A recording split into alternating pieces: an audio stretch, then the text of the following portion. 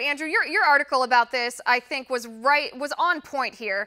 It sort of underscored the fact that the Democrats and the media cannot admit when Trump does even one thing right. Even if it's something that's good for the American people, they're not having it. Yeah, well, this was an important one because they're having a very hard time making this economy look bad. It looks great. We've got a 4.1 GDP.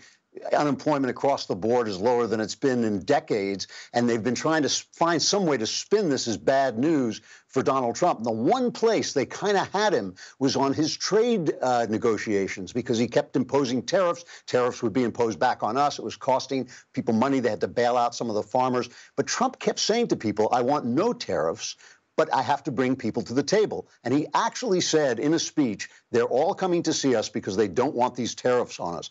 The very next day, the European Union caved in and said, yes, we will now talk and try to negotiate to a point where we will have no tariffs. That's not victory for Trump, but it's a victory for Trump. And instead of admitting it, the New York Times, which was my favorite, they said, in a surprise move, Europe and Trump backed down from a trade war. Well, it wasn't a surprise to Donald Trump. He just made a speech telling us it was going to happen.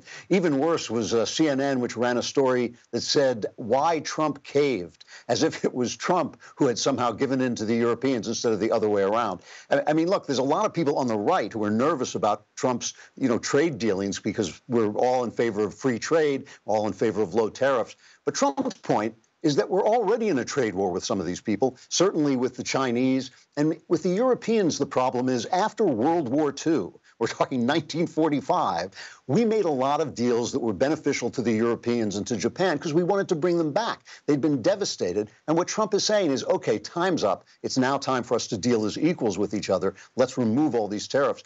So far, it seems to be working, and the press just cannot live with it. No, it's so funny to watch, too, because President Trump, I think, uses this same negotiation tactic on almost all of his negotiations, whether it's within the Republican Party, the Democrats, whether it was Kim Jong-un, whether it was Putin, now with the European Union, or Trudeau up in Canada. He always does this same thing. He sort of presents this inflammatory comment. In this case, with the EU, he called them our foe.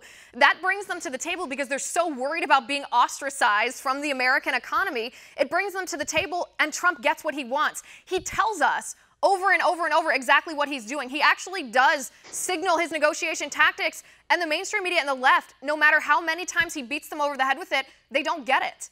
Want to see more videos like this? Click on the link below and subscribe to One American News on YouTube, and call your cable provider and kindly demand that One American News is added to your lineup. Call and subscribe today.